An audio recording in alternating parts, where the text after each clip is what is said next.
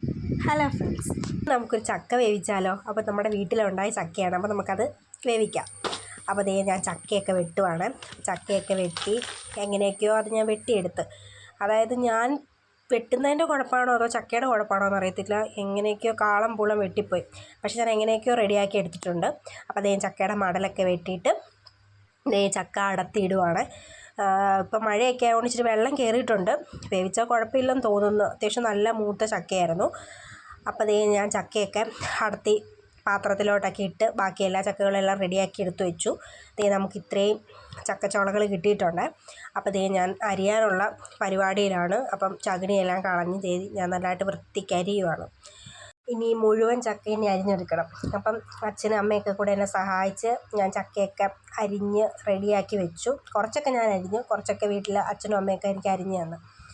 അപ്പോൾ ദേ നമ്മളിങ്ങനെയാണ് അരിയുന്നത്. ഇനി നമുക്കിതിന് വേവിച്ചെടുക്കണം. അതാണ് ഇന്നത്തെ പരിപാടി.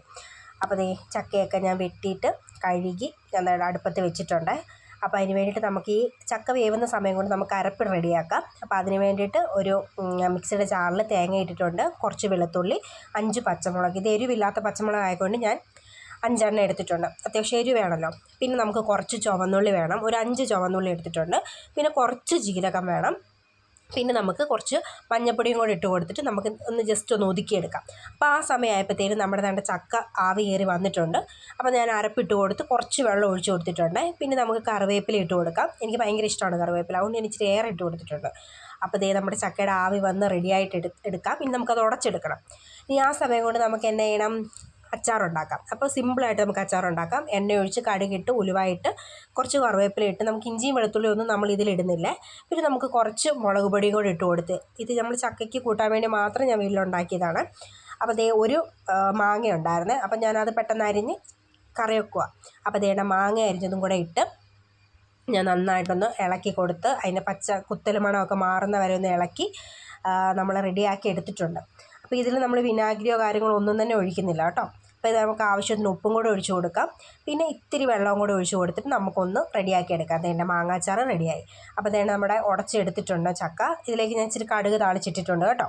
അതേണ്ട നമ്മുടെ അച്ചാറ് റെഡിയായിട്ടുണ്ട്. നമ്മുടെ ചക്കയും സെറ്റായിട്ട് വന്നിരിപ്പുണ്ട്. അപ്പോൾ ഇനി നമുക്ക് ടേസ്റ്റ് ചെയ്ത് നോക്കാം. അപ്പോൾ അതിന് വേണ്ടിയിട്ട് ഞാൻ എൻ്റെ പാത്രത്തിലെടുക്കുക കേട്ടോ. നമ്മുടെ ചക്കപ്പുഴുക്കും നന്നായിട്ട് ഉടഞ്ഞ് നല്ല റെഡിയായിട്ട് നല്ല സൂപ്പറായിട്ട് വന്നിട്ടുണ്ട്. അപ്പോൾ ദേ അച്ചാറും എടുത്തിട്ടുണ്ട്.